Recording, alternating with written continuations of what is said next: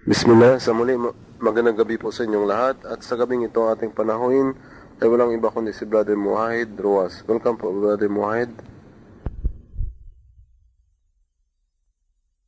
Alhamdulillah, sa ngalan ni Allah, papuri sa kanyang lagi, pagpapaabot ng kapayapaan at pagpupugay sa mahal na Propeta Muhammad sallallahu alaihi wasallam. Kung handang-handa na po kayo dyan sa kapila, magsisimula na po tayo ngayon din.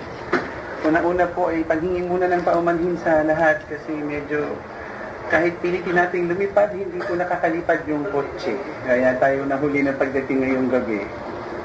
Ayan.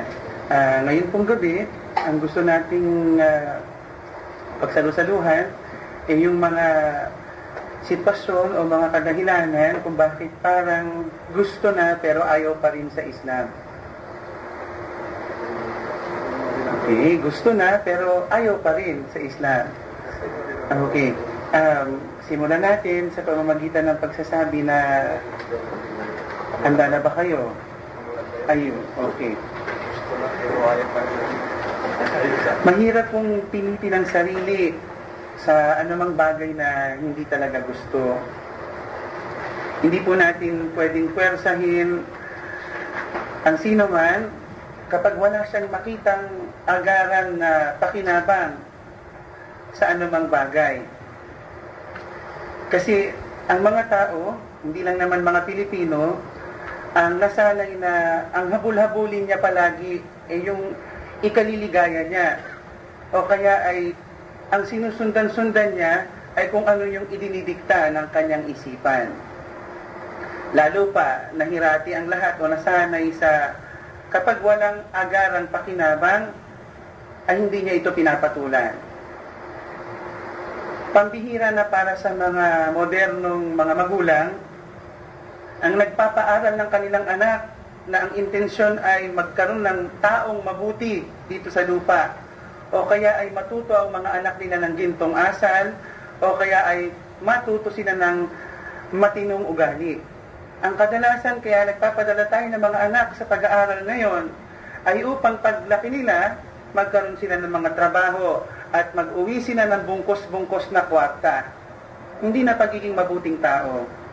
Kaya lahat ngayon, pinagkakakwartahan na, pati na pagpapahari, pati na pananampalataya. Ang habol-habol na lang lagi ng lahat at nakasanayan nila ay kung saan sila maligaya. Siguro nakarinig na kayo ng ganong klaseng commercial, kung saan ka maligaya. Kaya kapag ang tao ay naubusan na ng ligaya sa anumang bagay, at ang natitira na lang ay pagtitiis, at siya ay punong-puno na ng pagsasawa, ay umaayaw na. O ayaw na lang talaga niya. Ayaw kasi ng tao sa kakarampot na salapi, kaya siya sa pagiging holdapper, kumikita. Ayaw nang tumira ng tao sa barong-barong at pasakay-sakay ng jeep. Kaya, ayun, nagtinda na lang siya ng droga. Kasi, ang naging prinsipyo ng bawat isa, kailangan maligaya. Hindi ka naman liligaya sa isip nila kung walang kwarta, kung walang pakinabang, kung walang mataas na posisyon, kung walang malaking bahay, kung walang kotse. Kung wala ang lahat ng yan, hindi ka nga maligaya. Kaya kung hindi ka maligaya sa anuman, ay hahanapin mo kung saan ka magkakaroon ng ligayang yun. Okay. Ang kaya lang bumali o sumira sa hangarin na lumigaya, kaya mo pupuntahan, o gusto mo, kaya mo papasukin, ay yung likas na agos ng buhay, o yung hindi mapigil-pigil na daloy ng mga bagay-bagay. Tingnan natin halimbawa yung ating mga sarili bilang tao.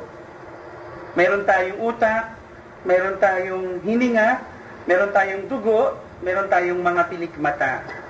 Pero hindi na natin kailangang maunawaan pa at gustuhin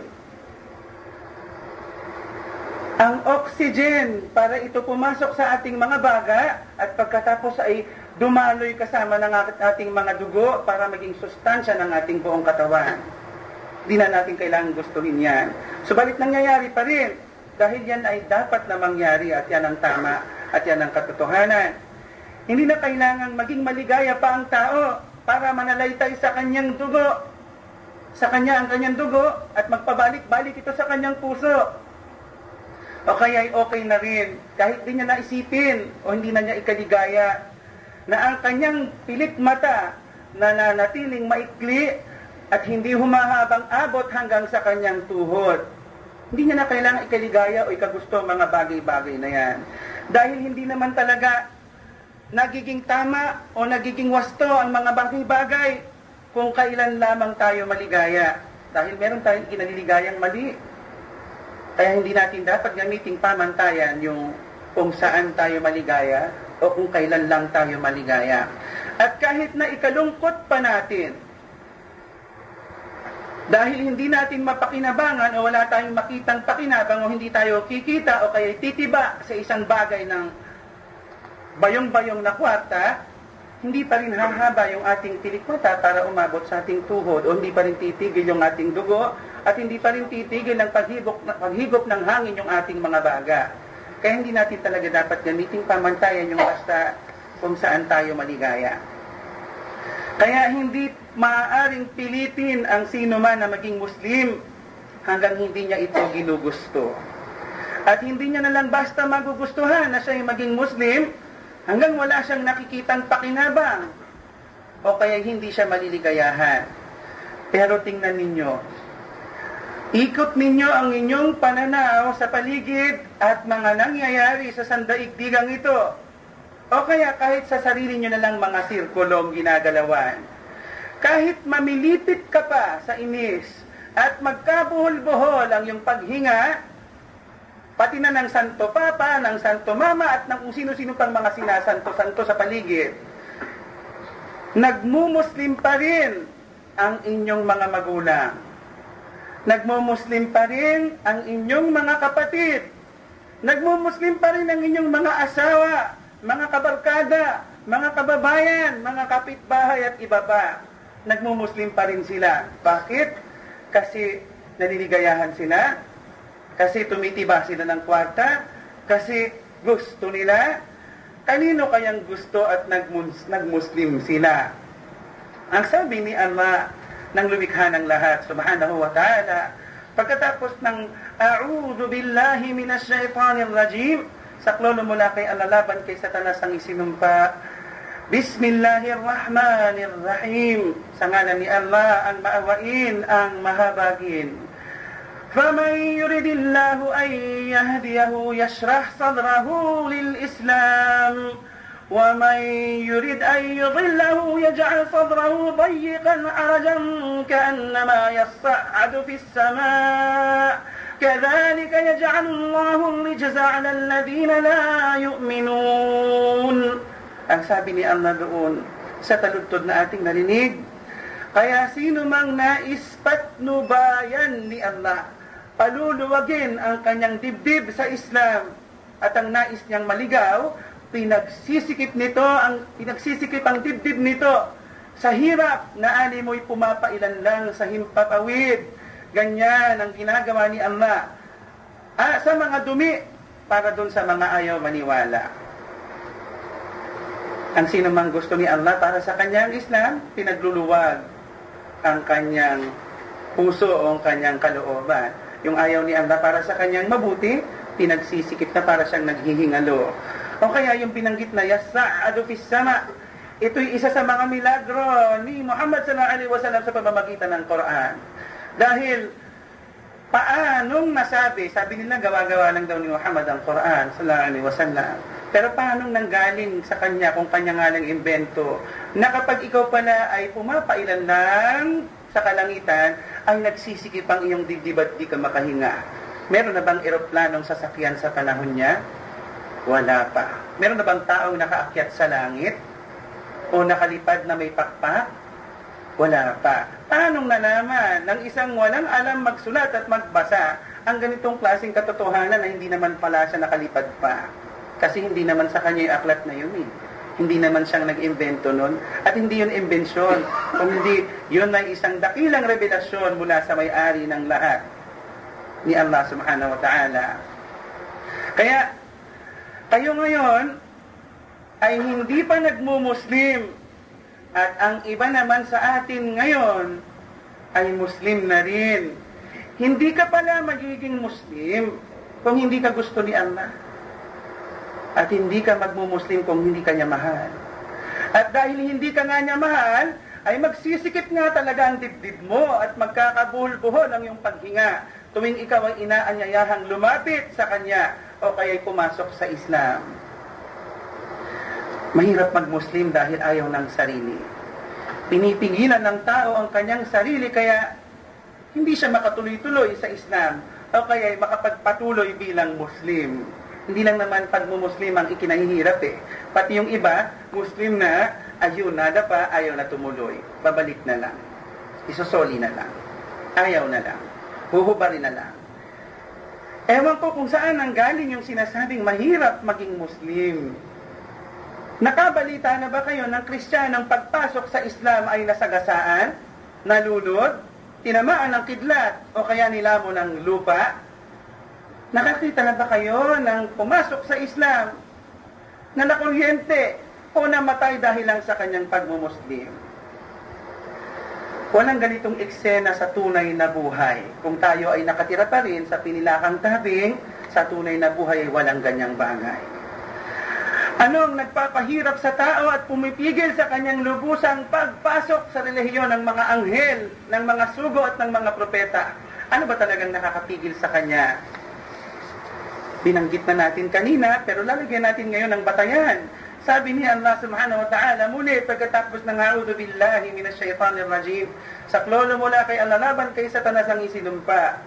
Innal insana li rabbihi lakanud, wa innahu ala dhalika lashahid, wa innahu li hubbil khairi lashadid. Ang sabi ni Allah doon sa aya na iyon, o sa taludtod na iyon ng Quran, ang tao sa kanyang Panginoon ay ayaw maniwala. Siya sa bagay na iyan ay saksi. Siya sa paghahangad ng mabuti ay matindi. Yun ang palanghapon lang tao. Naghahangad lang ng mabuti, tapos ayaw maniwala. Siya pa'y saksi na talagang ang gusto niya ay mabuti. Meron ba sa atin dito, kahit kalahati lang, hindi na isa, kahit kalahati, nasasabihin ang gusto niya sa buhay niya ay masama, sakuna, pinsala, sakit, kapangitan, kabigatan, at kung ano-ano pa mang hindi maganda. Meron ba sa ating pwedeng tumaas ang kamay at magsabing, ako, ayoko ng kabutihan. Ako ang gusto ko impyerno. Ako ang gusto ko mamatay na ngayon. Ako ang gusto ko sumpain ako at tamaan ng kidlat hanggang ngayon o ngayon na. Meron ba? Wala. Saksi tayo tuloy lahat. Kagaya ng sinabi ni Allah, na lahat tayo matindi ang pagkagusto at pagkahumaling sa anumang kabutihang kaya nating abutin. Kaya ayaw nilang maniwala sa Islam. Dahil ang pinakasabi-sabi,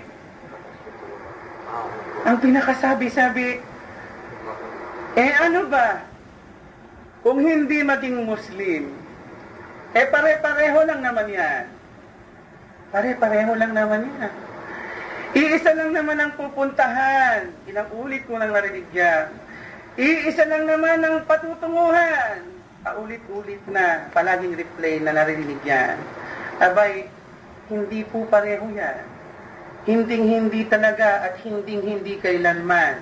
Hindi pareho ang tubig na malinaw at ang maitim na Pepsi Cola, kahit pareho silang likido. Hindi rin pareho ang AIDS at ang sipon, kahit pareho silang sakit. Iinom ka ng tubig kapag ikay nauuhaw. Sa Pepsi, kahit maubos mo ang 1 gram, hahanap-hanapin mo pa rin ang makainom ka ng tubig.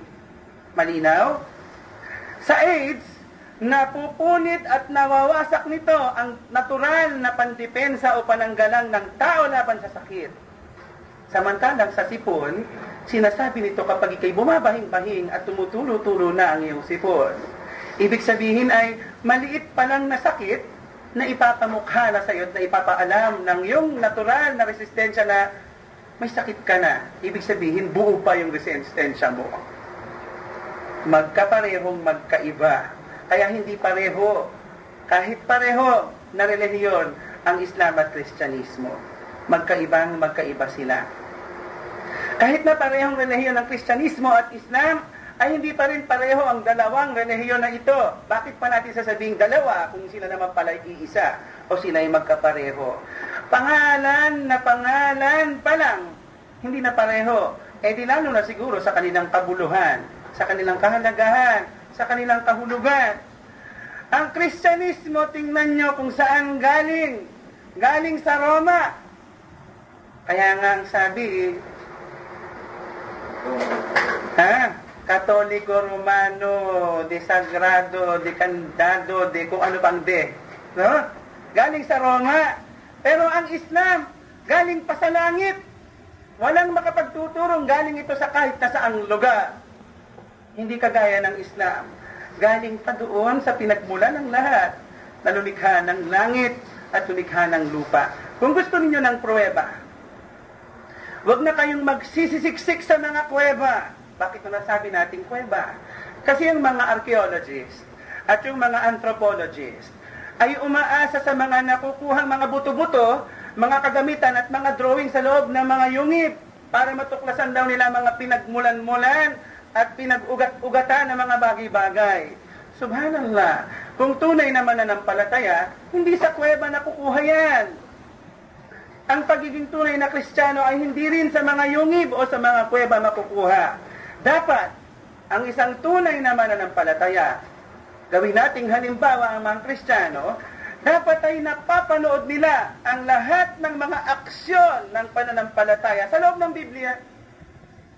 Dapat ay naluluha sila sa mga pang-aapi sa mga propeta sa loob ng Biblia. Hindi sa harap ng telebisyon.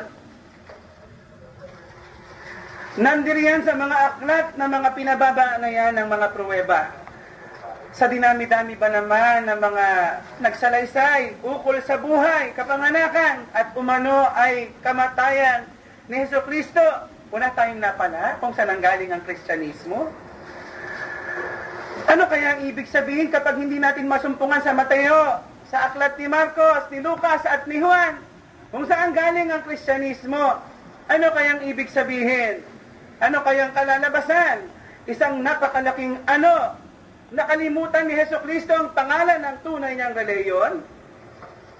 O baka hindi niya alam na Kristyanismo pala ang pangalan ng kanyang pananampalataya? O baka hindi ibinulong sa kanya ng Espiritu Santo kung ano yon? O baka naunahan siya ng mga Hudyo at kinatay muna siya at ipinako bago pa niya nasabi sa mga tao kung anong totoong relihiyon. Kaya nag-aagawan tuloy ngayon sa panghuhula ang bawat mga sekta ng Kristiyano kung ano ang kanilang tunay na pangalan. Iglesia Katolika, Romana, Church of Christ of the Latter-day Saints, Seventh-day Adventist, Iglesia ng Diyos kay Kristo Jesus, haligi at saligan ng katotohanan at kung ano pang mga pangalan. Alam kong kaya nyo pang dagdagan ng mga pangalan ng Kristiyanong mga sektang ito. Kaya lang ang labanan, hindi naman paramihan ng pangalan. Ang labanan, anong tunay na pangalan? Ang tanong, ang tamang relihiyon ba ni Kristo at ng mga propeta? Ano bang pangalan? Kung hindi makita-kita sa Biblia, bakit hindi nyo subukan sa Quran?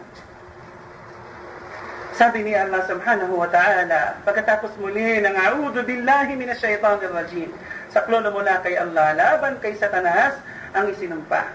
Inna ad-dina 'inda Allahil Islam, wa ma ikhtalafa alladhina utul kitaba illa min ba'di ma ja'ahumul 'ilm, bagyan bainahum wa man yakfur bi ayati Allahi fa inna Allaha sari'ul hisab. Ang sabi ni Allah doon sa taludtod na yun o aya ng Quran, ang relihiyon kay Allah ay ang Islam. Hindi nagsalu-salungat ang mga makabiblia, kundi pagkatapos pang dumating sa kanila ang kaalaman dahil sa kanilang pagmamayabangan. Sino mang magtatatwa sa palatandaan ni Allah, si Allah ay mabilis magtuos. Sa Islam, walang ganitong uri ng kalituhan, yung mag-aangkinan kung ano pang tunay na pangalan. Walang ganitong uri ng problema sa relihiyon ng Islam. Dahil kung sa pangalan pa lang ay maghuhula-hulaan na ang mga tagasunod, paano pa kaya sa mga batas at sa mga alituntunin? Nakita nyo ba kung gaano kalinaw? At nakita nyo ba kung gaano kaliwanag na talagang hindi sila pareho at hindi sila pantay? Dahil sa Islam, ang malinis ay malinis at ang baboy ay nananatiling baboy. Hindi hinahanap-hanap basta ang pakinabang, kundi pagsunod sa batas ng Diyos. Yun ang ating hinahanap. Kaya kung hindi ka gagamit ng batas ng Diyos sa relihiyon at papalitan mo ito ng haka-haka, ang hatol ni Allah subhanahu wa ta'ala laban sa lahat ng mahilig sa panghuhula kung anong kanyang gusto. Habang ipinagbigay na naman niya at ipinahayag ang kanyang niloloob, ang sabi niya, pagkatapos muli ng a'udhu billahi minasyaitanir rajim, taklolo mula kay Allah, laban kay Satanas ang isinumpa. وَمَنْ لَمْ يَحْكُمْ بِمَا أَنزَلَ اللَّهُ فَأُولَئِكَ هُمُ الْكَافِرُونَ. Ang sabi ni Allah doon, sino mang hindi hahatol gamit ang padala ni Allah, sila yung mga nagtatatwa, sila yung mga kafirun, mga walang pananampalataya. Ang pagtatatwa o pagpapasinungaling sa kanyang palatandaan, kapag sa halip na gamitin mo ang Quran pamalit sa Biblia, ikaw yung nagmamatigas at nagpapasinungaling. Ang ayaw sumuko sa kanya, ang ayaw sa Islam, bahala ka pero malaya ang lahat. Kaya lang ang kalayaan yan ay ngayon lang. Dahil lahat ng kalayaan at kalayawan ay maghahangga sa kamatayan. Pagkatapos nito, wala ka ng pagpipilian. Pagbibigyan ng mga mahihilig at mga nalululong sa sarap at ligayang dulot ng kanilang gusto-gusto. Ipauubaya sa mga laging nakaabang lang sa pakinabang ng kanilang kasakiman. Kaya lang, dahil sa mayroong tunay na may-ari ng buhay na ito, hindi lahat ng iyong gusto ay iyong maaabot. Bilang nilikha lamang, ikaw ay bibigyan lang ng kung ano ang gusto niyang ibigay sa iyo at hindi naman ng kung anong hindi niya gustong ipagkaloob sa iyo. Ang sabi ni Allah subhanahu wa ta'ala patunay dito, pagkatapos muli ng a'udhu billahi minasyaitanir rajim, saklolo mula kay Allah laban kay Satanas, ang isinumpa, وَمَنْ كَانَ يُرِيدُ حَرْثَ الدُّنْيَا نُؤْتِهِ مِنْهَا وَمَا لَهُ فِي الْآخِرَةِ مِنْ نَصِيبٍ. Ang sabi ni Allah doon, ang sino mang hangad lamang ay pagpasasaan ang mundo, bibigyan namin siya dito at wala na para sa kanya sa susunod bilang pakte. Hanggang dito ka lang mag-i-enjoy. Hanggang dito lang masusunod ang iyong layaw. Hanggang dito mo lang maaabot yung gusto mong pakinabang. Pero kung hanggang dyan nga lang ang gusto mo, hanggang dyan lang talaga. Hindi ka na niya bibigyan at wala ka ng parte doon sa kabila o doon sa susunod. Bakit? Kasi masyado kang nagpalayaw sa gusto mo. Wala kang hinangad. Hindi mo na hinabol kung sinusunod mo pa ba siya o hindi na. Pero doon sa mga nagsasabi na hindi na muna ako magmumuslim kasi hindi ko pa gusto. Hindi na muna ako magmumuslim kasi kailangan ko munang malaman. At malaya naman ako kung ayaw ko at kung hindi ko gusto.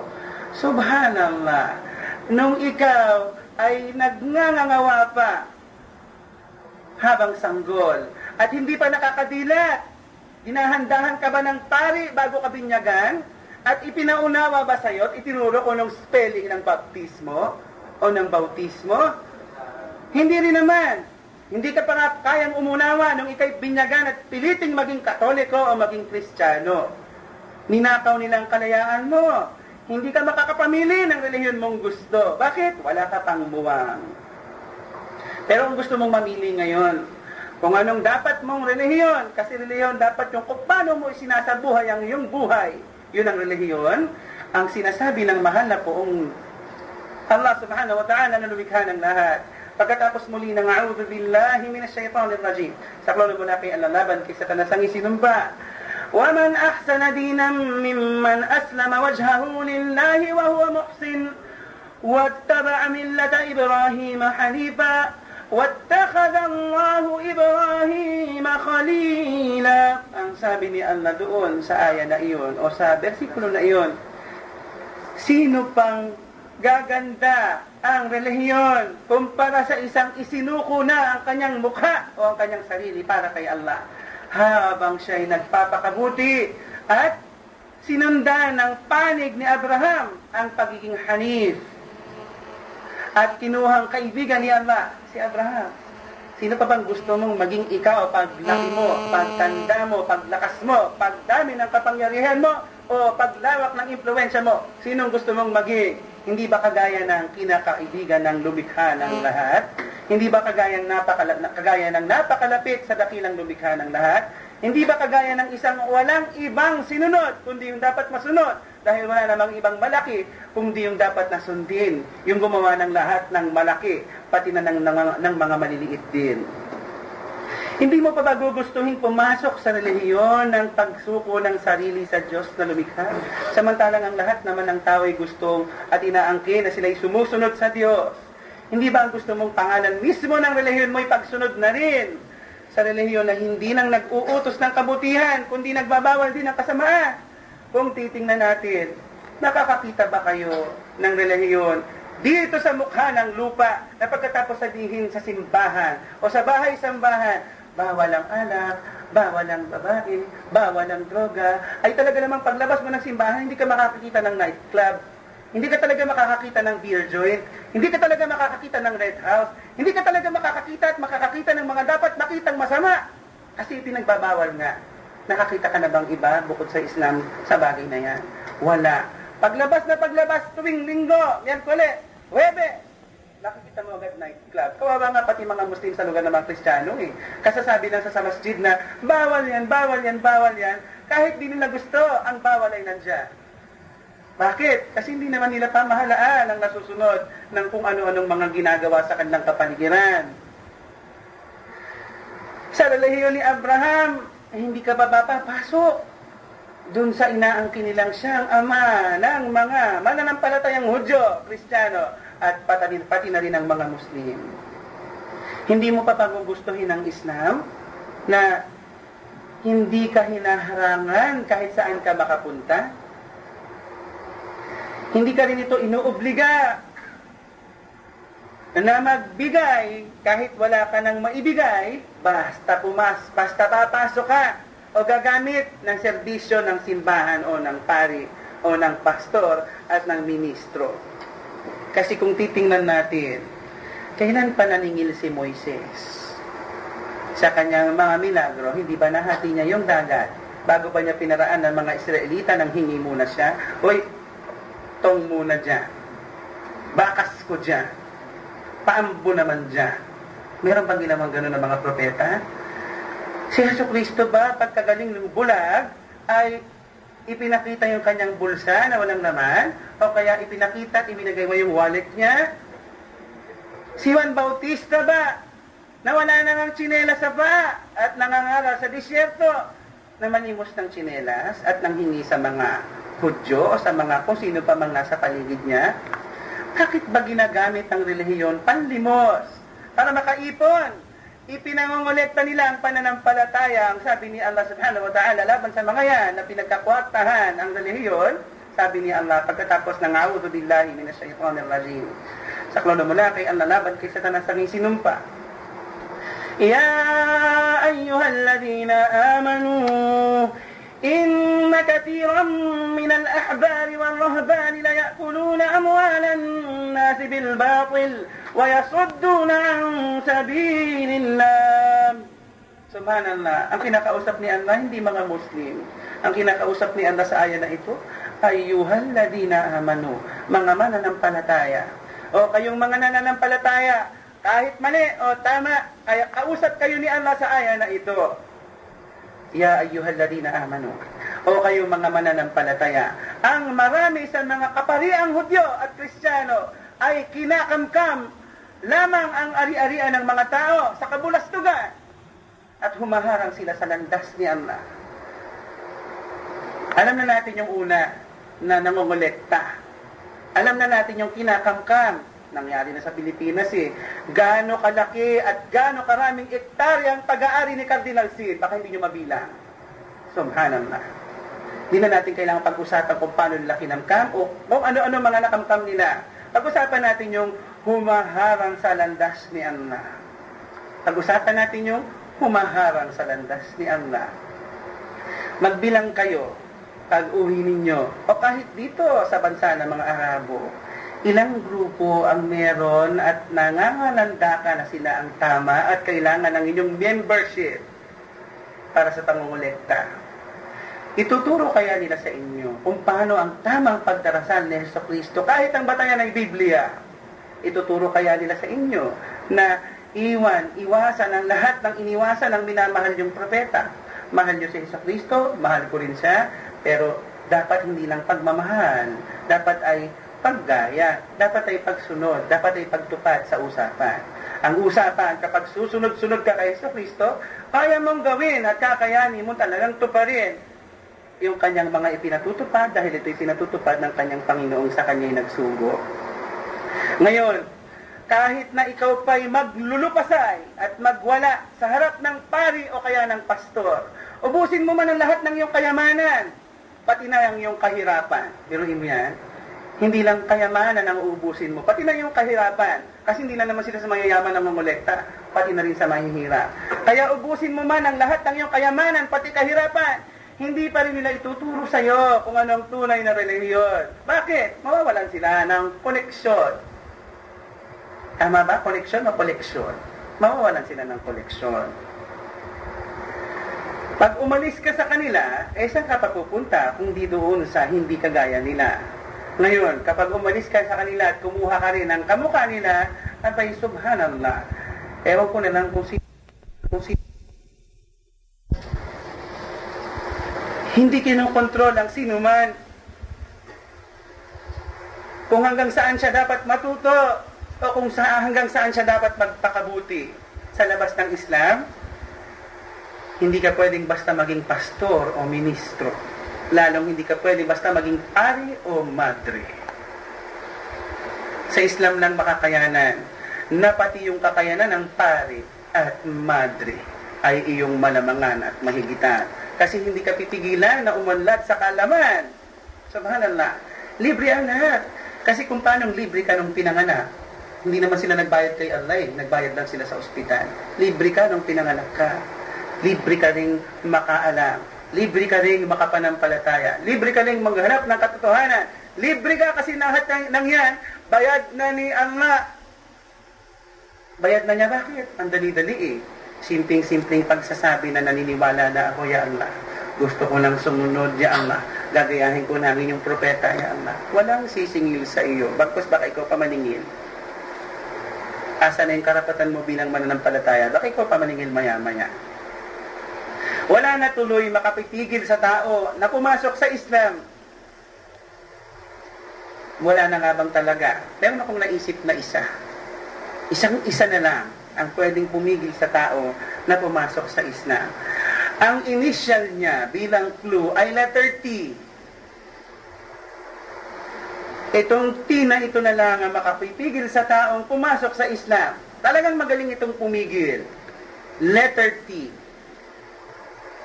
Ano yung letter T na ito? Baka hindi nyo mahulaan, kaya sasabihin ko na lang. Kilala nyo ito. Palagi nyo kasama kahit saan kayo magpunta. Kahit na anong ginagawa nyo, nakahiga, nakatayo, naglalakad, nagtatrabaho, ngumunguya, kumukuya-kuy, kahit anong gawin nyo, kasama nyo siya. Hindi siya mawawaglit at hindi siya mawawala. Letter T. Nahulaan nyo na ba kung sino? Ang galing ni sister. Nahulaan ni sister. Si Taning. Subhanallah, si Taning ang galing-galing. Nahulaan niyang talaga. Yan na lang ang pipigil. Kapag kitang-kita mo ng mabuti, ayaw mo pa rin, abay si Satanas na lang talaga ang pipigil sa'yo. Sino ba dito sa atin ang kaya makapagpigil? Kapag ikay naglalakad sa isang kalsada ng Khobar, at nakakita ka ng 1,000 riyals na tinatangay ng hangin, biglang bumaba ng kalsada. Sino magsasabi, babalikan ko na lang yan? Tsaka na lang mag-iisip muna ako. Papaalam muna ako sa amo ko.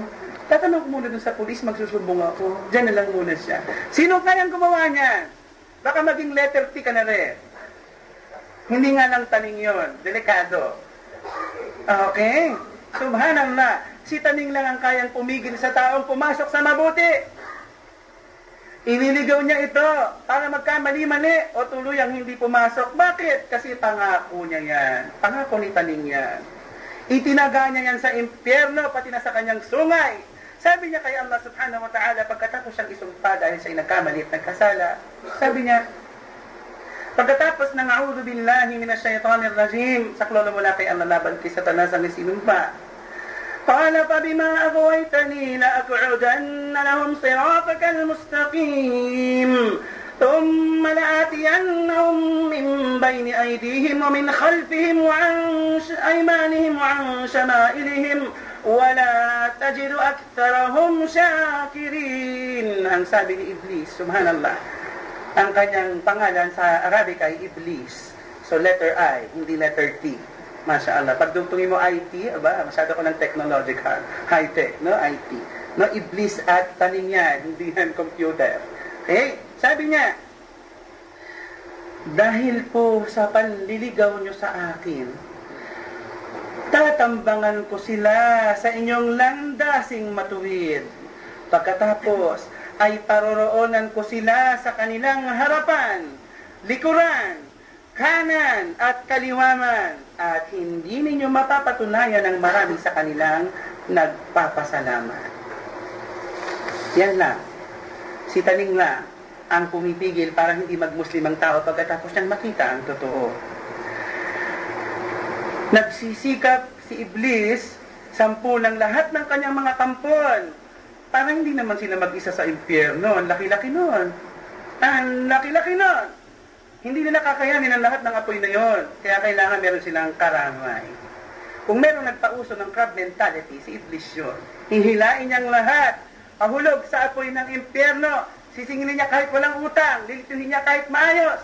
Parurumihin niya kahit matuwid. At ibabaluktat niya kayo kahit anong sikap niyong magpakalinis. Dahil kailangan niya ng karamay.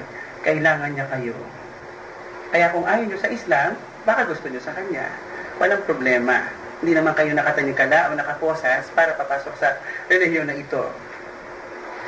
Si Iblis na walang utang na loob sa Diyos at hindi marunong magpasalamat. Yan ang kanyang maitim na layunin. Na kahit nandito ka na sa Islam, o kahit gusto mo nang pumasok sa Islam, namimintuan ka na at namiminta na sa pagpasok ng Islam, o kaya ay namumuro ka na, no? Malapit ka ng kainin ng lupa, namumuro ka na, ililigaw at ililigaw ka pa rin niya. Kasi ang gusto niya, classmate, seatmate, gusto niya naman kasama sa impyerno. Bahala ka na kung gusto mo niyan. Ayaw ni Iblis na ang mga lumayo ay magbalik. Ayaw ni Iblis na ang mga nakayuko ay lumingon. O ang mga nagkakamali ay magsipagbago. Ayaw ni Iblis na ang mga bumabaluktot ay magsituwid. Ayaw ni Iblis na ang mga nagkakasala ay magbago at sumunod. Ayaw niya na ang mga nakilabang ay magpasalamat o tumanaw ng utang na loob. Ayaw ni Iblis siya. Kaya ikaw, bahala sa sarili mo. Kung kahit na ikay kumakain, ayaw mo magpasalamat. Kahit ikay humihinga, hindi ka nag-aalala. Na kahit ikay nakakainom sa tubig ni Allah, ay hindi ka marunong magpapuri. Na kahit ikaw nakikinabang sa iyong esposa o kayang esposo, hindi ka marunong magpaluwalhati. Na kahit ikaw nananatiling may trabaho, hindi ka marunong dumakila sa kanya. Bahala ka. Malaya ang lahat sa kanyang gugustuhin. Malaya ang lahat. Magpasasa sa pakinabang na ginawa ni Allah subhanahu wa ta'ala. Kaya lang, tatapusin ang lahat ng ito ng kamatayan. Bukas na lang ako magmumuslim. Next week na lang ako magmumuslim. Parang bukas na lang ako magsisisi. Bukas na lang ako magpapakatuwid. Bukas na lang ako maglalaba. Bukas na lang ako magbabayad ng utang. Bukas na lang ako magtatrabaho. Bukas na lang ng bukas. Subhanallah. Kung bukas na lang ang ating susundin at prinsipyong pang tomorrow, pang bukas, ano kayang klaseng mapapala natin dito sa buhay? Sabi ni Allah subhanahu wa ta'ala, pagkatapos ng a'udhu billahi minasyaitanir rajim, saklolo mula kay ang nalaban kay Satanas ang isinumpa. وَلَوْ تَرَى إِذِ الْمُجْرِمُونَ نَاكِسُو رُؤُوسِهِمْ عِنْدَ رَبِّهِمْ رَبَّنَا أَبْصَرْنَا وَسَمِعْنَا فَارْجِعْنَا نَعْمَلْ صَالِحًا إِنَّا مُوقِنُونَ. ang sabi ni Allah doon sa aya na iyon. Kung makikita mo lang, kapag ang mga salarin ay nagsisiyuko-yuko dahil sa pagkahiya sa harap ng kanilang Panginoon. Aming Panginoon, nakita na po namin, patay na kasi sila tsaka nasa araw na ng paghukom. Nakita na po namin at napakinggan, ibalik niyo po kami, gagawa na kami ng mabuti. Kami po ngayon ay nakatitiyak na talaga. Kaya lang, paano pa nila pakikinabangan yung pagkakakitang yun? Nung nakakakita pa talaga silang buhay, na hindi pa naghihiwalay ang kanilang mga kaluluwa at katawan, hindi nila ginawa yung sinasabi na inaangkin na pagbabago. Kung hinihingi naman ng bawat isa, kasi meron akong narinig na bakit hindi ako ang piniling propeta? Bakit hindi sa akin nagpadala ng pahayag? Bakit hindi ako nandun sa kuweba at binabaan ng anghel at pinaalaman ng kanyang revelasyon? Bakit? Sabi ni Allah subhanahu wa ta'ala, laban o para sa'yo, depende na lang kung anong kalagayan mo. Pagkatapos ng a'udhu billahi minash shaitanir rajim. Saklolo mo na kay Allah, laban kay Satanas ang isinumpa. وَلَوْ شِئْنَا لَآتَيْنَا كُلَّ نَفْسٍ هُدَاهَا وَلَكِنْ حَقَّ الْقَوْلُ مِنِّي لَأَمْلَأَنَّ جَهَنَّمَ مِنَ الْجِنَّةِ وَالنَّاسِ أَجْمَعِينَ. Ang sabi ni Allah doon, kung nilais lang namin, ay pinaratingan namin lahat ng kanya-kanya niyang gabay. Kaya lang, nagkatotoo ang wika mula sa amin. Pupunuin ko ang impyerno ng mga engkanto at ng mga taong sama-sama. Kaya kung ayaw niyang sumunod sa nag-iisang gabay niya, pupunuin niya ang impyerno ng sama-sama kayo, pati na ng inyong mga sinunod-sunod bukod kay Allah subhanahu wa ta'ala sa lumikha ng lahat. Pagkatapos ay sasabihin sa lahat ng mga kaklase ng mga demonyo sa impyerno habang sila ay pinapaso-paso sa pagmumuka at nilalapdos-lapdos ang buong katawan. Pagkatapos ng a'udhu billahi minash shaitanir rajim, saklolo mula kay Allah, laban kay Satanas ang isinumpa. فَذُوقُوا بِمَا نَسِيتُمْ لِقَاءَ يَوْمِكُمْ هَذَا إِنَّا نَسِينَاكُمْ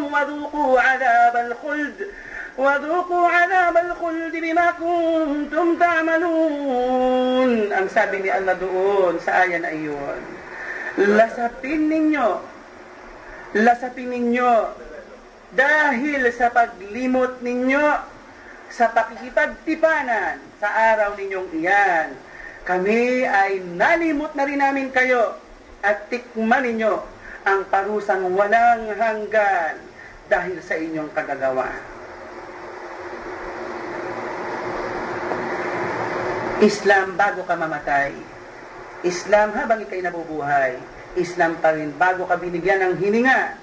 Islam pa rin ang iyong iniwan at tinalikuran. Islam pa rin ang iyong nilimot at pinabayaan. Islam pa rin ang iyong inayaman at tinalikuran. Tapos, ang gusto mo pa rin pala sa huli ay Islam. Hindi mo pa ginawa ngayon. Parang si Iblis. Gusto rin naman pala talagang sumunod. Umaayaw-ayaw pa. Kaya yan, hanggang sa araw ng paghukom, ang hinihintay na lang ay mga kaklase niya. Magpalista kayo, bahala kayo sa kanya-kanya ninyong mga buhay. Pero sana, bago pa matapos at malagot ang hiningang yan, nakapagsisi na tayo at nakapagbago at naisunod na natin ang ating mga sarili sa kalooban ng kung may kapal na gumawa ng buhay natin yan. Hanggang dyan na lang muna kasi tinawag na tayo sa ating bahay dalanginan. Subhanakallahumma bihamdik, nashhadu an la ilaha illa ant, nastaghfiruka wa natubu ilayk. Assalamualaikum. Babalik po tayo para sa ating sagutan at tanungan. Pupunta na lang po muna kami sa Makong. At sa kanang kagalingan o lunas kay Allah. Halimbawa na lang, yung ginawang halimbawa ng mahal na Propeta Muhammad.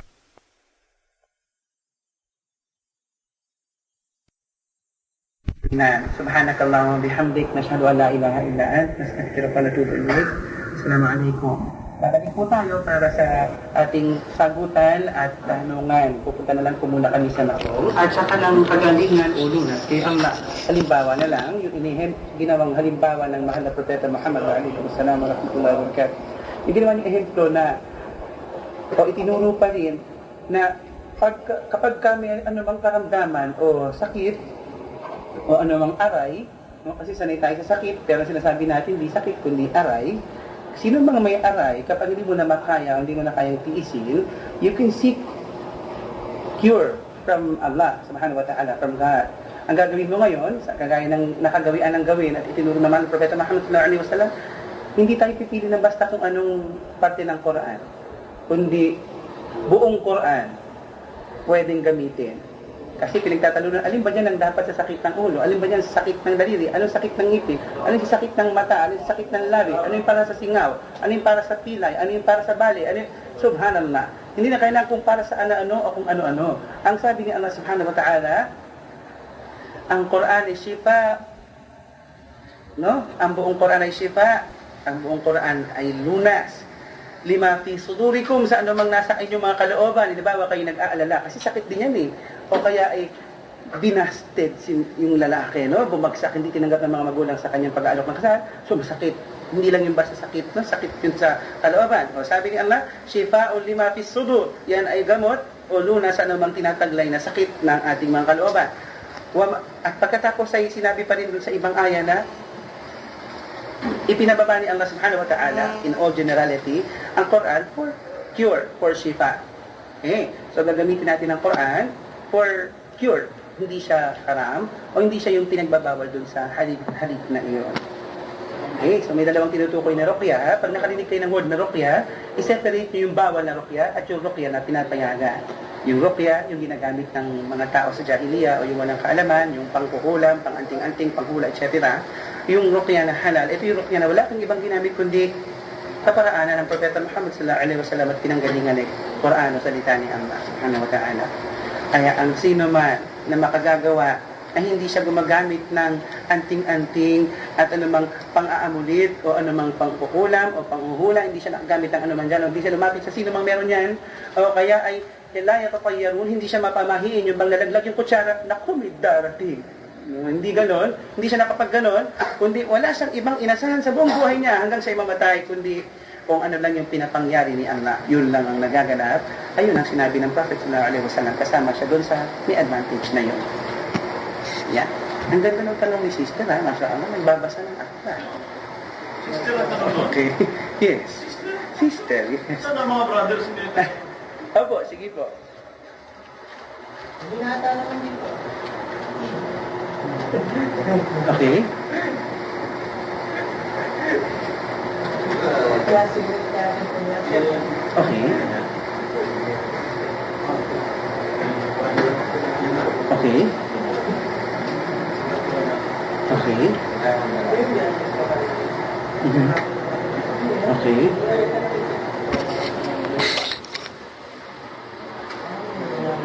Okay. Okay, sila.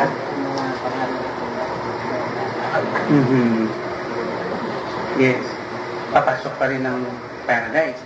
Masya Allah. Alam niyo si sister, hindi lang siya nagbabasa. Siya ay talagang, kung saan mang sulok nandun ang kaalaman tungkol sa Islam, nandun siya. Sabi ni sister, napanood daw niya sa Channel 2, isang hadith, pina-flash sa screen. At sinabi doon na isang lalaki ang nagtanong sa mahal na Propeta Muhammad sallallahu alaihi wasallam, "O Prophet of Allah, how can I enter paradise?" Sabi gano'n ng Prophet sa kanya, sallallahu alaihi wasallam, sabi niya, "Huwag ka nang magtatampal kay Allah ni numan. Ha? La tushrik billah." Papasok ka na ng Jannah. Huwag ka lang magtatambal kay Allah na sinang sino man, papasok ka na ng Jannah. Sabi naman ng lalaki, "O Prophet of Allah, kahit po ba magnakaw, kahit po ba mag-commit ng pangangalunya, kahit po, no, binanggit niya." Sabi ng Prophet sallallahu alaihi wasallam, yes. Ngayon ang tanong ni sister, bakit ganon? Nag-commit na, nangalunya na, o nakiyapit pa, nagnakaw na, at kung ano pang kriminalidad, dahil lang sa sinabi niyang walang ibang dapat sambahin at Diyosin kundi si Allah, pasok ng Jannah. Ganito yun sis. Maraming puntos ang hindi na lumabas doon sa hadith na yun, kasi maaaring yung nagtanong ay nakarinig na nitong mga understood na items na ito bago pa siya nagtanong. Kaya hindi na ipiniliwanag pa ng propeta. Kasi ang Prophet Muhammad sallallahu alaihi wasallam, meron siyang characteristic na jawami'ul kalim, no?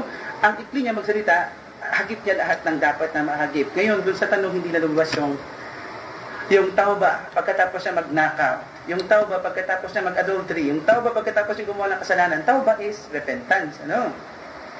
Kasi hindi sapat ang adultery para habang buhay tayong manatili sa impyerno. Hindi din sapat ang pagnanakaw para habang buhay tayong manatili sa impyerno. Ang dahilan lang para tayo mabawalan, pumasok ng paraiso, no? Kasi ang titingnan natin hindi lang basta pagpasok sa impyerno, eh. Yun din yung pagpasok sa paraiso. Yun din yung pananatili kung hanggang kailan o pang magpakailan paman ba yung pananatili sa impyerno. Ngayon, kung hindi sapat ang adultery, hindi sapat ang pagnanakaw, hindi sapat ang anumang krimen para ka mag-forever o sa impyerno, eh ano naman yung bagay na makapagbabawal lang o makapipigil lang sa iyo na makapasok ka sa impyerno. Halimbawa, ipagpalagay natin, pinagdusahan na ng tao yung pagiging adultery. Halimbawa, hindi siya nakapagsisi. Pinagdusahan ng tao yung pagnanakaw. Naubos na yung kasamaang yun mula sa kanya ng apoy ng impyerno. Paano ngayon siya makakapasok ng paraiso? Tapos na yung kanyang term. Tapos na yung kanyang pagdurusa. No, tapos na. Paano siya makakapasok ng paraiso? Ang sabi ni Allah subhanahu wa ta'ala, dun sa isa sa mga ayat sa Quran, pagkatapos ng a'udhu billahi minasyaitanir rajim, saklo na mula kay analaban, kasi sa isunumpa, bismillahirrahmanirrahim. Sa ngalan ni Allah ang maawain ang mahabagi, sabi niya, innahu man yushrik billah, faqad harrama Allahu alayhi al-jannah. Ang sabi ni Allah doon, ang sinumang magtatambal kay Allah, ginawa ng haram ni Allah para sa kanyang jannah. So yung taong nag-adultery lang, yung taong nagnakaw lang, hindi siya bawal pumasok ng paraiso. Pwede. Pagkatapos niya pagdusahan ng kanyang ginawang kasalanan. Pero, sino ang hindi makakapasok ng paraiso? Yung kasalanang nagawa niya, hindi kayang patawarin ng may-ari ng paraiso. Yun ay dahil sa meron siyang inako, nakakampi, nakaklase, nakapantay, nakatulad, nakamukha, nakabahagi ng buong may kapal. Hindi mapapatawad dyan. Kaya ngayon dito sa buhay na ito, magkasala ka na sa kapwa mo. Kung talaga makasalanan ka, no, hindi ko naman in-encourage magkasala ka, humayo kayo at magkasala. Hindi ko sinasabi yan. No, ang sinasabi natin, magkasala ka na sa kapwa mo, tao, huwag ka lang magkasala sa Diyos. No? Maging kriminal ka na sa tao, huwag ka lang magiging kriminal sa Diyos. Ngayon, kung ang habol mo naman, huwag ka maging kriminal sa Diyos, sabay igalan mo naman yung ginawa niyang mga tao. Yun lang naman yun eh. Simple. Kaya, ang sino mang makakagawa ng iba pang kasalanan bukod sa shirk, ay makakapasok pa rin sa paraiso dahil hindi ito bawal sa kanya. Bawal lang ito dun sa mga nakagawa ng shirk. Yan. Subhanallah, yung mga tanong ng mga sisters natin na masyadong masususi, kinuha pa sa mga baol na punong-puno ng aklat ng Islam, Subhanallah. Okay, may tanong, bumabawi yung ating mga brotherhood. Ayan. Ang tanong ng ating brotherhoods, na kung dami, kaya lagyan natin ng S, Subhanallah, 14. Lahat ng nalalabi na lang ay 4. Yun, may 4 silang tanong. Okay lang ba sa inyo, sis, kahit ito'y inyong gabi? Okay lang po ba? Kasi doon sa Jubail, meron silang gabi ng Pinoy. Ito naman, gabi ng mga Muslima. Yeah. Subhanallah. May magtatanong pa, sige po, isa lang muna, isa-isahin natin, isa sa inyo, isa dito. So, nakadalawa na kayo, 2 points, bigyan natin isa. Oh, alaikumussalam. Sis, sandali lang ha. Sandali lang sis ha. Okay lang po ba? O, okay lang ha. Sige, sis, dyan ka na lang muna. Huwag ka na aalis dyan at sandali lang to. Okay, sabi nung isang unang tanong, gaano ba katagal ang proseso ng mga gawain sa pagpasok sa relihiyon ng Islam? Subhanallah, gaano katagal? Yung proseso ay napakasandali. Hindi na natin kasi sasabihin napakadali kasi sabi niya gaano katagal. Napakasandali. Yan. Kasi wala ka nang kailangang pagdaan ng seminar. O kaya kung ano ng mga padoktrina na 35 yata yun, doon sa may padoktrina pa. Sino dito dating iglesia? No, isang beses nagpapadoktrina bago katuloy mabautismuhan. Ako hanggang 5 umabot. Pero hindi ko na tinuloy. Okay? Sa Islam walang ganon. The moment you feel, the moment you're sure, hanggang sa andyan na yung conviction sa iyo na talagang it's Islam or nothing, abay, welcome ka nang pumasok sa Islam. Hindi ka na magbibilang ng segundo. Sugod agad. Huwag ka nang kakatok, pumasok ka na. Okay? Pagdating sa relihiyong Islam, welcome ang lahat. Libre yan. Kung paano ka pinanganak, ganun din, welcome ka sa Islam. Welcome ka rin sa mundong ito pagkapanganak mo. Mabilis at madali. Okay, gaano lang ang tanong, ha? So, bibigay na muna natin sa sisterhood. Kahit ngayon, pwede na. Kahit ngayon o kahit kanina. Biruin nyo yan? Kahit kanina.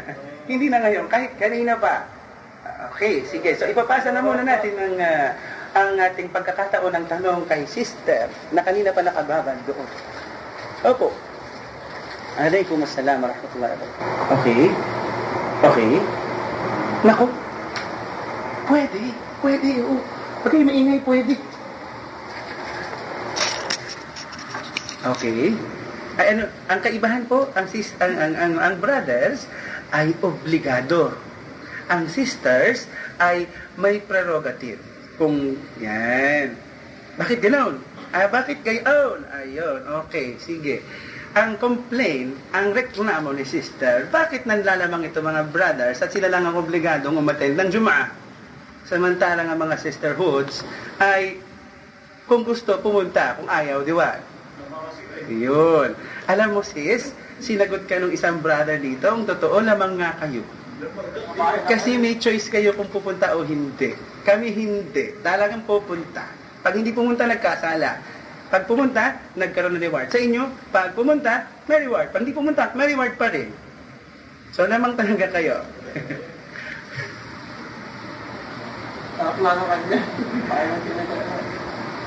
Sa time na yun. Okay. Ang kaibahan niya sa picture, ang Jum'ah, ang Salatul Duhur, kasi ito yung kapareho niya ng oras. Ang Salatul Duhur is any ordinary or regularly performed prayer during Dhuhr time. No? Yung zenith ng araw, pag lumipas siya ng ilang degrees, yun ginaganap yung prayer na yon. 4 ang kanyang bilang ng mga pagtirapa o raka'a.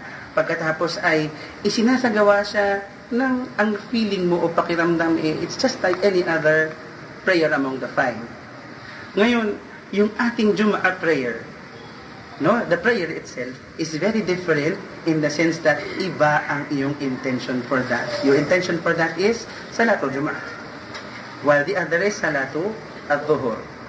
Pangalawa, kahit hindi ka maligo for Salatul Dhuhr, no, kung wala rin lang namang nangyari, kahit hindi ka maligo, walang magsasabi na, huy, encourage na maligo for Salatul Dhuhr. Hindi. Sa Jum'ah, pag Jum'ah na, the moment the sun sets during Thursday, no, pag nag-set na yung araw sa Thursday, pasok na ang Jum'ah. So, ini-encourage sa tao yung napakaraming dua. Sabi ng Prophet sallallahu alaihi wasallam sa loob ng span from the sunset of Thursday until the sunset of Friday, hindi natin alam kung saang point ng araw na yon yung bigla na lang sasagutin ni Allah yung ating prayer. Wala nun pag Salatul Dhuhr.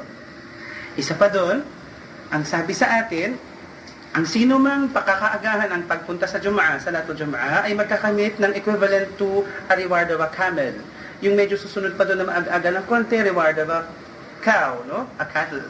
Yung susunod pa na maaga pa doon ay magkaka-reward ng kambing. Yung susunod pa doon ng aga-aga, hanggang sa lumiit na yung aga na yun, hanggang sa itlog na lang ang mag-equivalent ng reward niya. Walang ganon sa Salatul Dhuhr.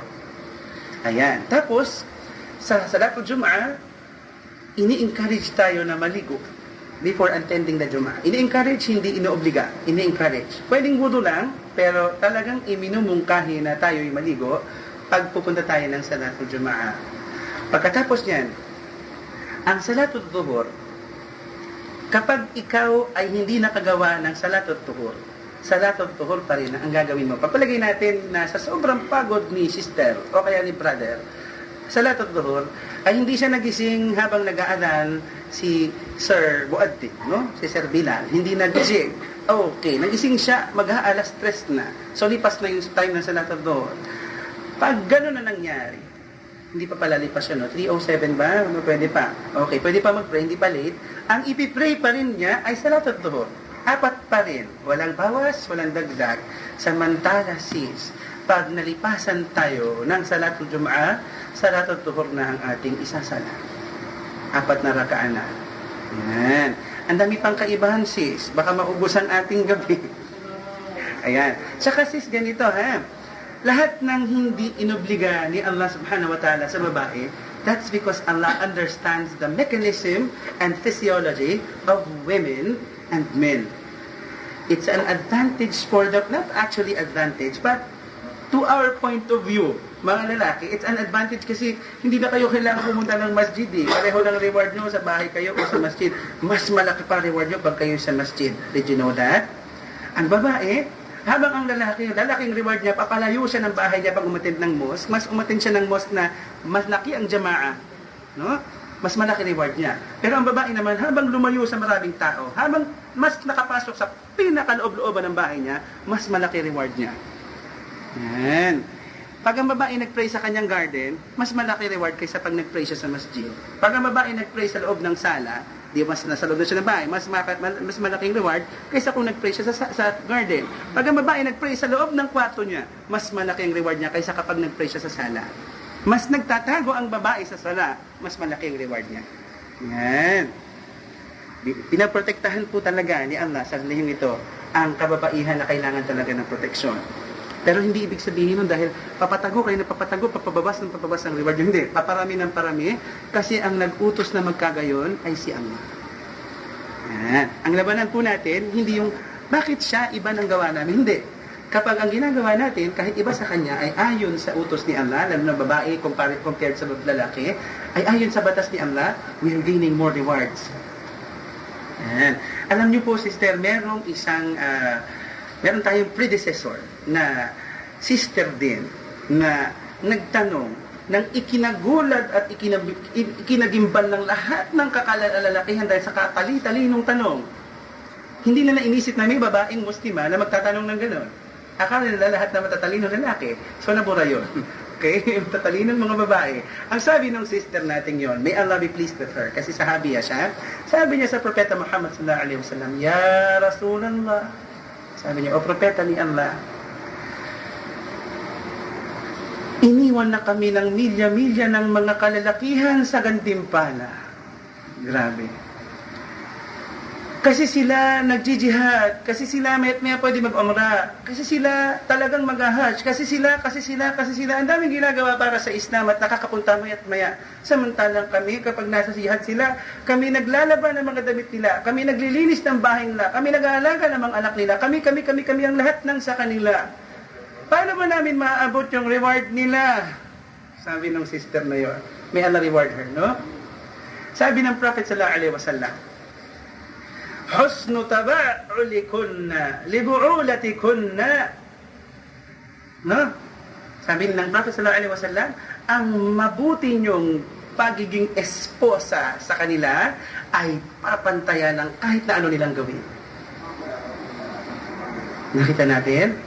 Walang ilalamang yung mga lalaki sa babae. Kapag yung babae, pinipilit niyang gawin ang pagiging misis niya sa kanyang loob ng responsibilidad. No? Andun napugot ang ulo ni Mr. sa jihad. Ay, musyahid. Aba, si Mrs. Kasi magaling magluto, inabot yung reward na yun. Kasi magaling maglinis ng bahay, naabot niya yung reward na yun. Kasi alagang-alaga yung mga anak, ay abot niya yung reward na yun. Baka nga lumamang pa si Mrs. Kasi si Mrs. mas maraming pwedeng lutuin, mas maraming pwedeng alagaan, mas maraming pwedeng linising damit, etc. No? Pero, ganun nga ang sabi ng Prophet. The women, the wives, can reach and gain the same reward of their male counterparts. No? Yung mga husbands silang nasa jihad, basta gandahan nila at pagbutihin ng pagiging may bahay. Yan. Ano, sis, lalabas pa ba kayo? Nasa loob. Kaya niyo yun ang nasa loob kayo.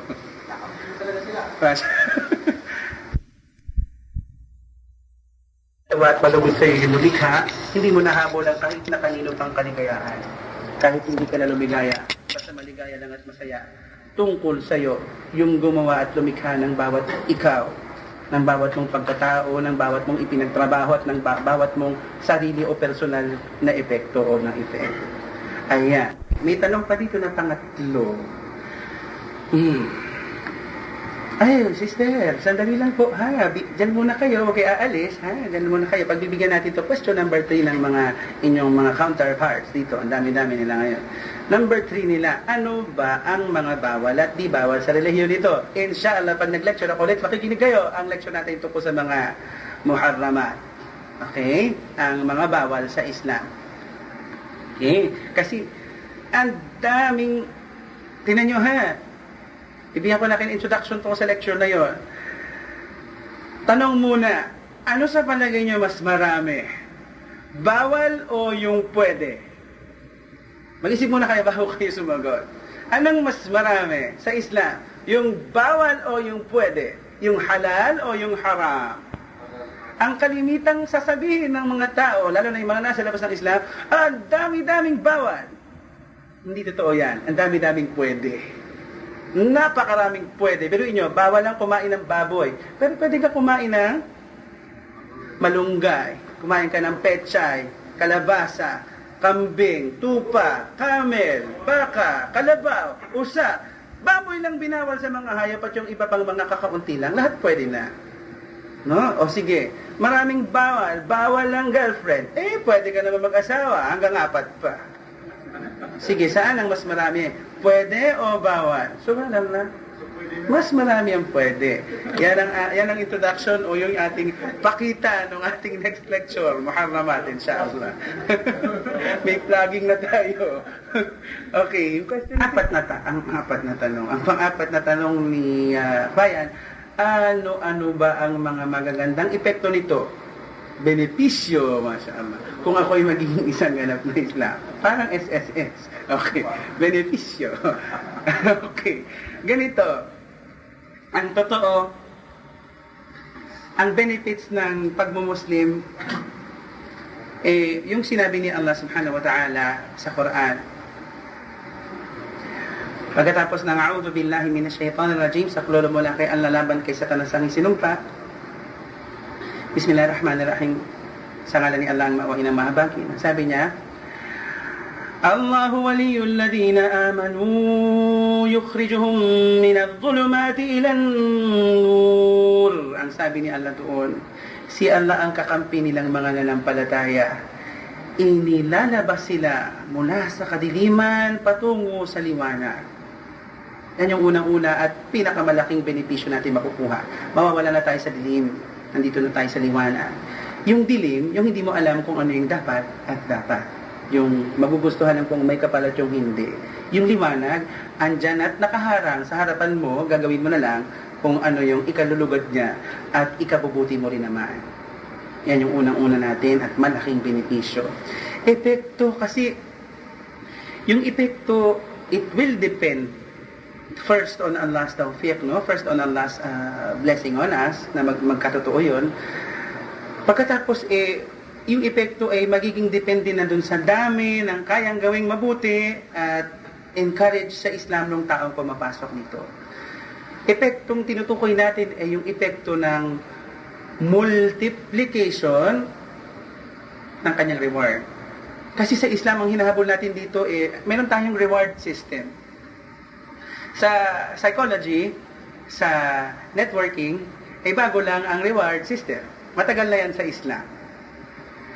The little you do, the more you get kasi you did something. Iba kasi si Allah isa lang ang gawin mo, minumultiply niya.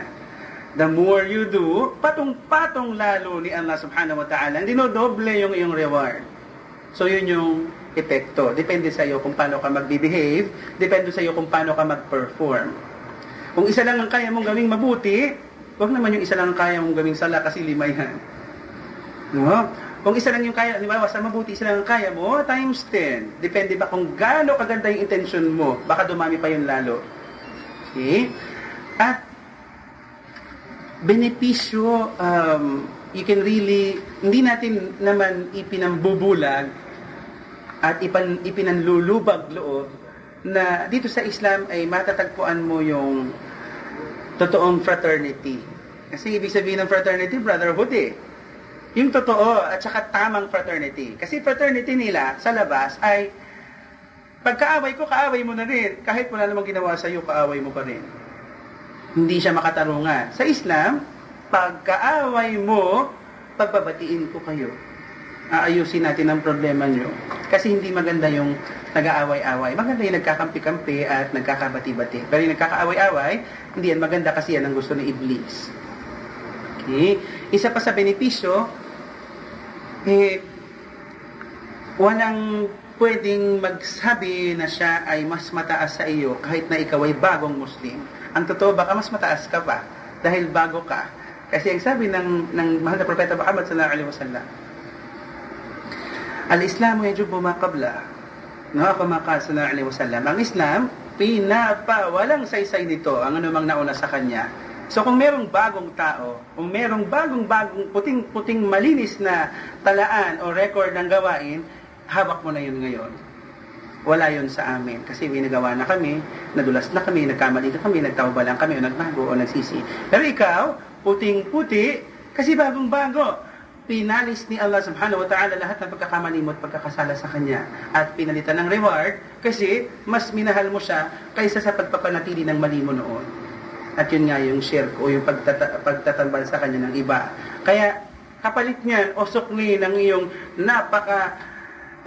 delikado at napakaselang desisyon na mag-Muslim, ang laki-laki kasi patatawarin ng iyong mga nakaraan at ipapawala sa saysay ni Allah subhanahu wa ta'ala. Pagkos, pag nagkita-kita sa araw ng paghuhukom, ang makikita hindi kasalanan kundi binaliktad inside out. Pangit, naging napakalaking maganda dahil lang sa iyong pag-i-Islam o pag-Muslim. Pagkatapos niyan, isa pa sa benepisyo, di ba, karamitan pag benepisyo ay nakukuha pagpatay na. SSS, di ba? Insurance. Okay. So, pag-usapan natin pagpatay na. Masya Allah. Kung ikaw'y nakagawa ng mabuti, kanino man, sino mang gumaya ng kabutihang ginawa mo, ay nagkakaroon ka pa rin sa iyong metro ng gawain ng mabuti dahil lang sa mga natuto ng kabutihan mo. Kung sa iyo sila natuto. At kahit na ikaw'y patay na, patuloy ka pa rin magkakaroon ng reward dahil kahit patay ka na o baka hindi nalaman ng mga kapatid, patay ka na, sasabihin ni Allah reward the brother kasi siya yung tumulong sa akin. May Allah reward the brother or the sister because siya yung nagpaalala sa akin, no? Tinakot niya ako sa araw ng paghuhukom. May Allah reward, no? May Allah reward. Patay ka na, meron pa rin nagdudua para magka-reward ka. No? Isa pa sa benepisyo, eto na lang yung pinakahuli nating banggitin kasi dami-dami, maubos yung ating magdamag. Okay. Pinakahuli, ay natupad natin bilang mananampalataya sa nag-iisang lumikha sa lahat ng Kristiyano, Hudyo at Muslim at mga Hindu. No? Natupad natin yung gusto niya. Kasi ang sabi niya, pagkatapos ng a'udhu billahi minash shaitanir rajim, sa lahat ng mga mananampalataya, regardless, sabi niya, pagkatapos ng saklolo mula kay alalaban kay Satanas ang isinumpa, sabi niya, wala tamutunna illa wa antum muslimun. Ang sabi ni Allah subhanahu wa ta'ala doon para sa lahat ng mananampalataya, huwag kayo mamatay liban sa kayo ay mga sumusuko sa Kanya. Sumusuko, ibig sabihin Muslim sa Kanya. Kaya kapag kayo ay huwag naman ngayon, pero kung yun ay makakabuti, ay namatay, at namatay kayo sa estadong kayo ay Muslim, natupad nyo ng with flying colors, hindi ng flying colors, rainbow colors, yung nais na matupad ni Allah sa inyong pagkamatay, na kayo namatay na Muslim, o sumusuko sa kanyang kalooban. Yan. Masya Allah. Wala ng number 5. Sis, baka meron kayo dyan maraming pen. May question pa ba dyan sa kabila, sa mga sisterhoods? Bibilang ako hanggang 3. Ay, ayun. Okay. Sige po. Ano po? Hello? Opo, sige po. Nawawala po kayo. Ayun, okay. Sige po. Okay na. Alaikum nassalam. Hindi ako sanay bumati sa babae. Okay. Hindi po. Yun, nananines lang. Natitense daw ako. Nananines lang. Okay, sige po.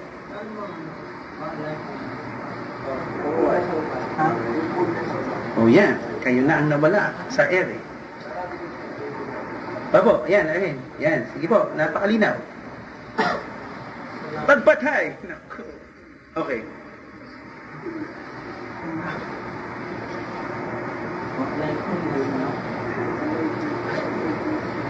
Yes.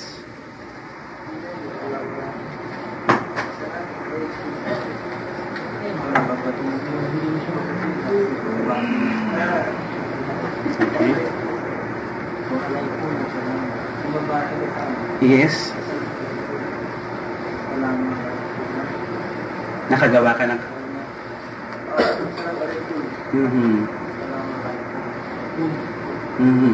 Okay. Sa atin sa Islam, kung mayroong reward system, meron din tayong punitive system. Meron din tayong sistema ng penitentiary. Kung ano yung iyong nagawa, meron siyang concomitant o meron siyang kapantay na parusa. Hindi lang mabuti ang pinapantayan ng reward, kundi pati yung masama, pinapantayan ng parusa.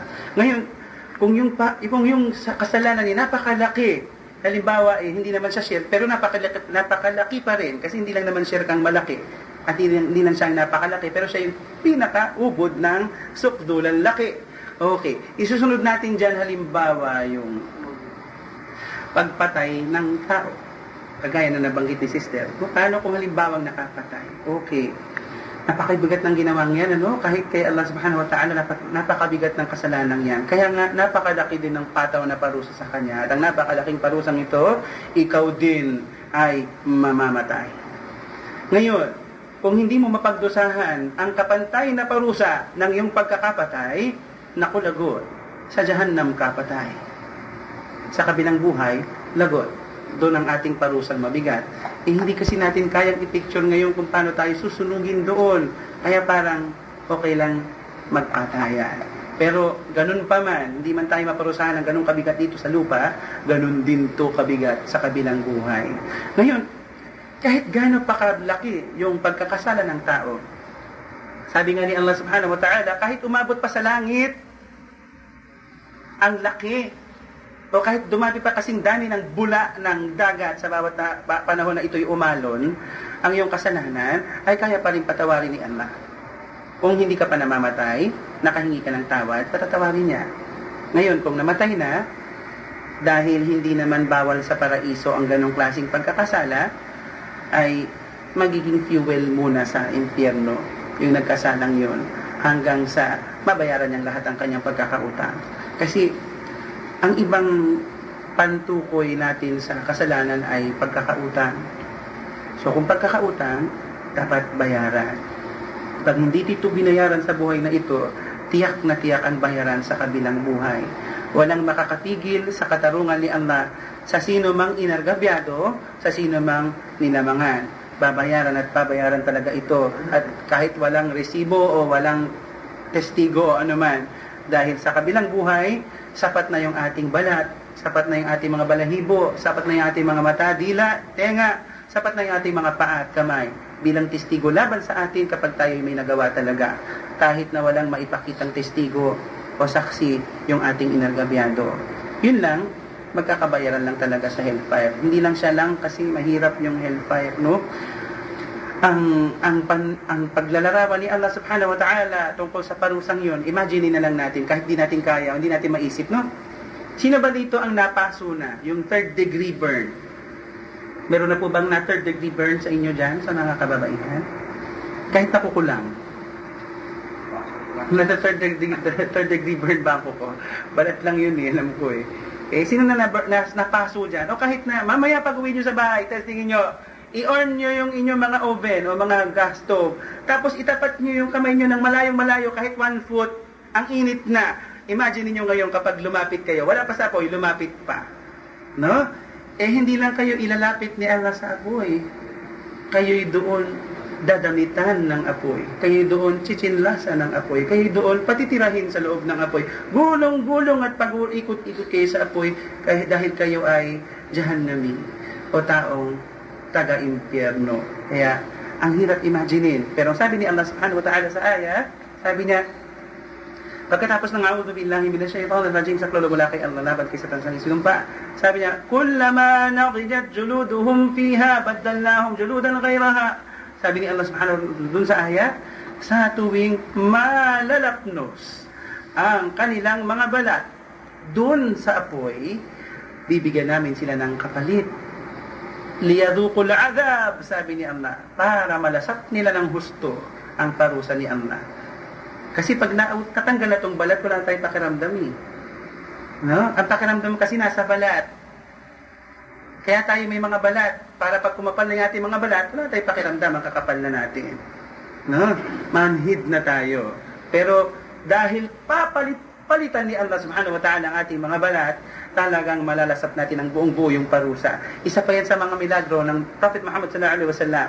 Wala naman science nun tungkol sa balat eh. Paano nalaman na ang feeling pala o sensation ay nasa balat? Hindi naman siya doktor. Ibig sabihin, hindi sa kanya galing talaga ang Quran, kundi dun sa naglagay ng muscle, palibot ng buto, at pagkatapos ay binalot ang laman na ito, ang mga kalamnan na ito ng balat. Subhanallah. Ayan. Kaya hindi basta-basta yun sis ha. Delikado yun. Nakakatakot yun. Okay lang po kasi hindi na po hihiri itong mga kalalakihan at medyo suko na sila. Okay. Sige po, last question na daw po yan. Baka tayo itaboy yan ng ating mga mahal na kapatid dito sa center. Okay. Sige po.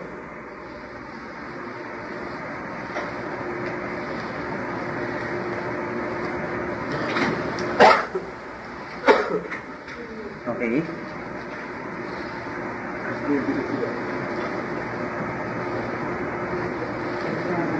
Okay. Opo.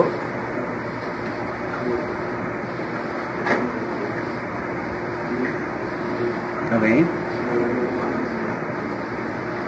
Okay.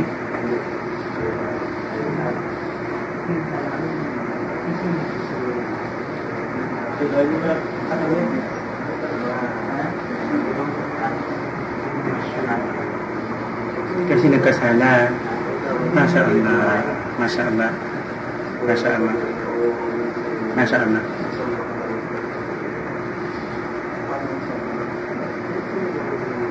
Masya Allah. Ay, naku. Okay, yung prayer. Yung sala. Okay, Masya Allah.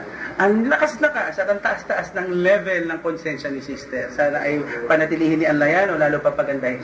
No? Yung tanong ni sis, halimbawa daw yung tao, babae, o kahit lalaki, pasok din sa tanong na to, nagkasala sa araw na yon, 5 beses siyang paulit-ulit magsasala sa loob ng kanyang gabi at araw. Paano daw ba yun kung halimbawa nagkasala siya o nagkamali? Mas maganda daw ba na sabihin niya sa sarili, hindi na muna ako magsasala kasi nagkasala ako kanina, nakakahiya naman. Yung ganon. No, tama bang isipin natin yung ganon? O kahit ba tayo nakapagkasala ngayon, nag-adhan na ng salatul isya, halimbawa, tatanggapin ba sa atin yung sala? Okay, Masya Allah. Ang ganda ng tanong ng mga sisterhood. Nag-i-improve na kayo? Okay, hindi. Sige. Yung sala natin has nothing to do with the other evils we do. Okay? Yung ating sala, wala siyang koneksyon o hindi siya kaakibat ng mga kasamaang ginagawa natin. No? Ang sala ay may sariling ruling para sa kanya. Ang sala ay may sariling pagkakasala kapag hindi mo ginawa. Ngayon, kung tama ba yung pakiramdam na kinukurot-kurot at tinutusok-tusok tayo ng konsensya natin na hindi naman na ako magsasala kasi nagkasala ako, hindi ka ano. Lalo nating gamitin na magsala bilang pagbalik uli kay Allah kasi tayo nagkamali o nagkasala sa Kanya. Lalo nating hindi hiwalayan. Lalo nating gawin. Kasi pag di natin ginawa, lalo lang lalalim yung teklat ng ating pagkakasala. Magsala tayo lalo. Kasi isa sa ipinagkakamali o ikinalalalim ng mali ng mga Muslim ay yung ganyang klaseng maling pagkakakonsensya nila na hindi na muna ako magsasala, nakakahiya, papasok ako na masjid o magsasala na naman ako, harap ako kay Allah tapos nagkamali ako. No? Isa yan sa ipinagkakamali nila na hindi na sila magsasala. Hanggang tumagal na ng 1 araw, hindi na nagsala ng 5. Hanggang tumagal na ng 3 araw, hindi na nagsala ng ilan ba yun? 15. Hanggang sa tumagal pa, 1 linggo, ilan na yun? Subhanallah, 35 na. Hanggang umabot na 1 buwan, 1 taon na, naku, ewan ko kung Muslim pa siya.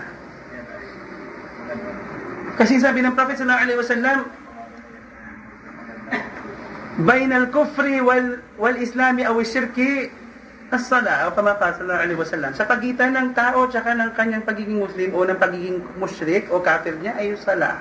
Kaya delikado. Hindi natin dapat siya iwan. Plus, yung pagkakasala natin o pagkakamali, isa yan sa mga bagay nating dapat na pagtiisan. Kasi nilikha talaga tayong ganyan. Sabi nga ng Prophet sallallahu alaihi wasallam, kullukum min Adam wa Adam min turab wa kullu ibn Adam khata wa khairul khata at-tawwabun. Lahat ay nilikha sa lupa at si Adan ay nagmula sa lupa at lahat ay nagmula kay Adan at lang lahat ng anak ni Adan ay nagkakamali-mali. Pero ang pinakamabuti sa mga nagkakamali-mali ay yung nagsisisi o humingi ng tawad. So ganun pala naman, magkakasala talaga tayo. Pero ang pinakamabuti sa atin yung humingi ng tawad. So pag nagkamali tayo, walang ibang solusyon kundi huwag na lang magsala, mali yun. Pag nagkamali tayo ang solusyon, ituwid natin yung mali, pero yung sala, pag pumasok ng oras niya, ay gawin pa rin natin. Huwag natin idadama yung sala sa ating konsensya. Batas ay batas, konsensya ay konsensya. Magkaiba yan. No? Tapos, yung sabi ni Allah subhanahu wa ta'ala, para tayo makapagtiis na ganyan ang ating kalagayan, no? Kasi ipagtitiis talaga natin, habang buhay magkakasala pa talaga tayo. Pagpatay na tayo, wala na pagkakasala.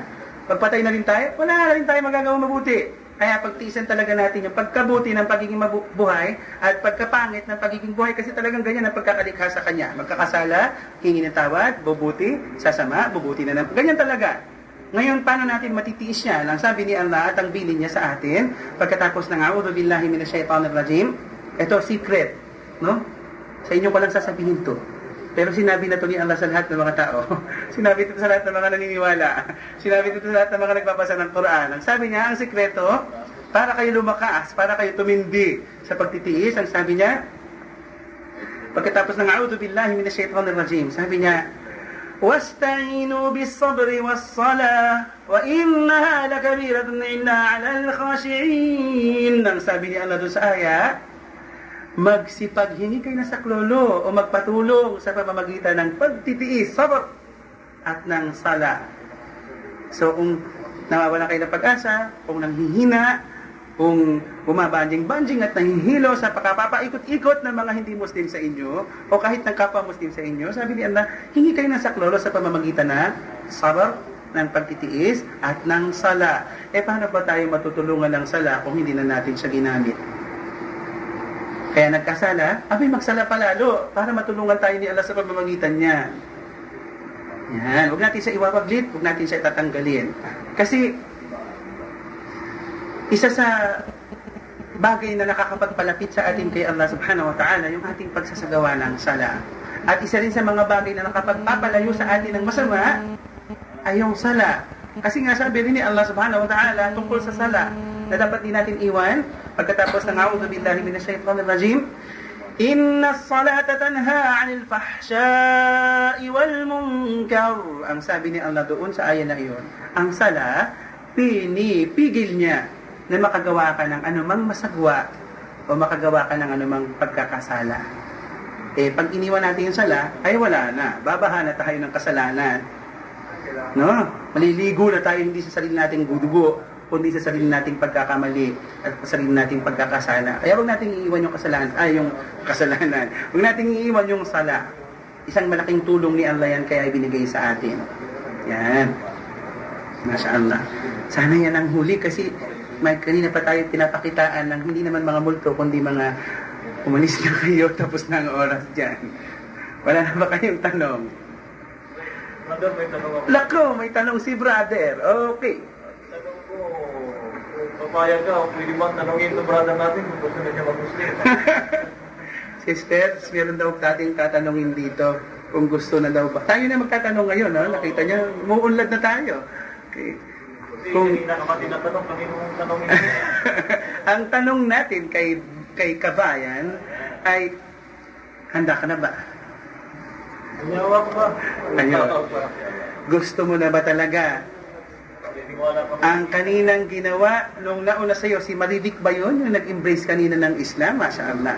Biruin nyo ha, sa gabing ito, nauna babae. Tapang talaga babae. Tapang talaga ang kinatatakutan, no? Si Allah lang. Okay. Talo talaga na ito. Tinatalutan ng mga babae, kaya gagaling. So, bukod pa sa kay gaganda. Ayan. Kasi yung mga Muslim magaganda at gwapo yan. Okay. Sige. Handa na ba si brother? Handa na talaga. Okay. Masya Allah. Sige, kung ganoon, Brad, lapit ka sa harapan. Oo. Ayan. Masya Allah. Okay. Wala tayong gagawin kundi, kasi ang pagpasok sa Islam ay pagpasok muna ng Islam sa'yo. Ang pagpasok sa Islam, pagpasok muna ng Islam sa'yo. Kasi winelcome mo muna sa pumasok sa puso mo. Ngayon, nananampalataya na pala yung pusong yan, hindi namin yun mababasa, hindi namin yun makikita at di mahahawakan. Kundi namin maririnig sa pamamagitan ng pagsasabi mo. Okay? Kaya sabihin natin, sundan mo yung sasabihin ko. Sabihin mo muna yung pangalan mo. Ako si Alexander Abing. Alexander Arabiano? Albina? Abing. A-B-I-N-G. Abina? Abing. Abing. Okay, ako sabi niya si Alexander Abing. Pakisabi mo, Ashhadu Ashhadu Allah ilaha illallah. Kasasabi mo lang, ikaw ngayon ay nagpapatotoo na walang ibang Diyos kundi si Allah. Pagkatapos niya sabihin mo muli, wa ashhadu anna Muhammadan Rasulullah. Kasasabi mo lang na ikaw ngayon ay nagpapatotoo din ngayon na si Muhammad ay propeta din ni Allah. Pakisabi mo pa, wa ashhadu anna Isa Rasulullah wa Abdullah wa kalima Allah allati alqaha ila Maryam wa ruhum minhu. Okay, ang kasasabi mo pala, ikaw din ay testigo